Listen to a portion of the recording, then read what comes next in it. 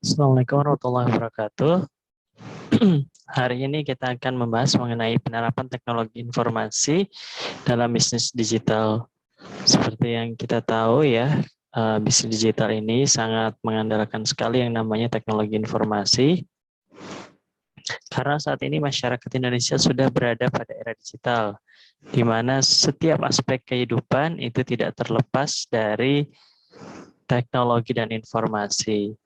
Nah, kalau kita lihat terjadi juga pergeseran pola pikir, sikap, tindakan, nah sehingga masyarakat sangat merasa komunikasi dan juga teknologi informasi ini menjadi kebutuhan utamanya. Masyarakat Indonesia saat ini semakin mudah dalam akses informasi melalui berbagai macam platform teknologi digital yang menawarkan inovasi fitur dan kelebihan-kelebihan ya dalam teknologi informasi.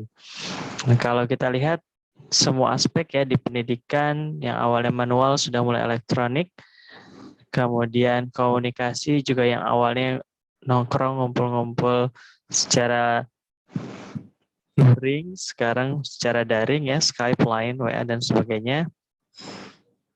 Begitu juga dengan bisnis digital, dengan bisnis ya yang awalnya pasar secara tradisional sekarang sudah mulai menjadi bisnis digital. Nah, di abad ke-21 ini masyarakat sudah melek digital ya dan sudah meyakini bahwa digital ini menjadi bagian dari kehidupannya.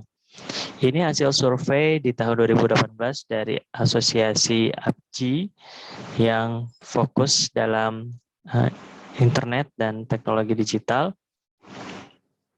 Sebanyak 171 juta jiwa penduduk Indonesia sudah menggunakan internet ya dari total 264 juta orang atau sekitar 64,8%.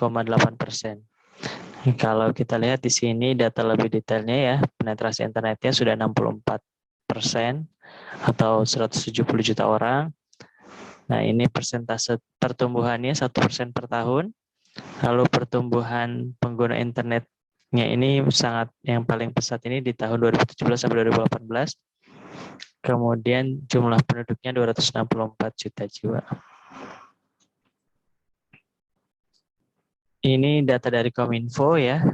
Saat ini Indonesia memang sudah berusaha sebaik mungkin dalam menjangkau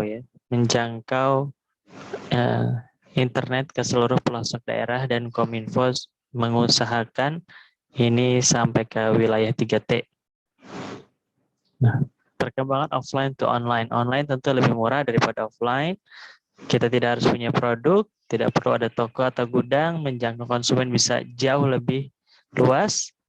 Berjualannya bisa digital, bisa dilakukan selama 24 jam, dapat dikerjakan di mana saja, promosi lebih murah, irit tenaga kerja dan domain lebih terpercaya.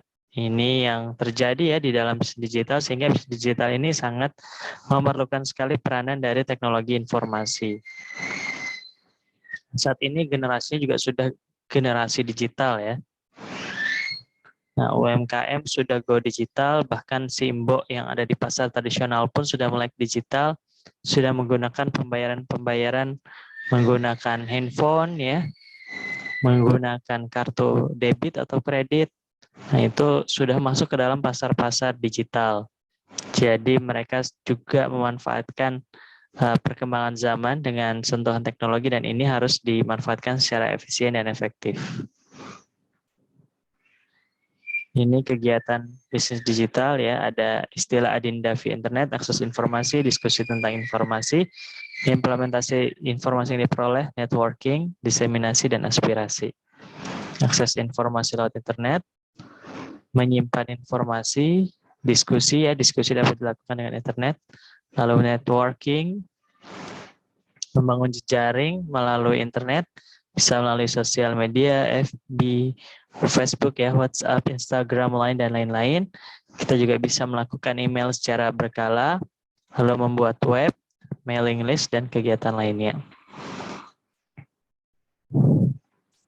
Nah, yang penting adalah konsisten, kemudian web blog diupdate secara berkala, bangun komunikasi, kembangkan jejaring, perkuat branding, dan tidak melupakan tentunya ya, tidak melupakan etika ketika berinternet. Ini aktivitas bisnis digital, meningkatkan kemampuan teknologi informasi. Nah, ini strategi bisnis di era digital. Terima kasih. Mungkin itu yang bisa kita dapat pelajari hari ini. Untuk selanjutnya, silakan tanya jawab dan diskusi melalui LMS.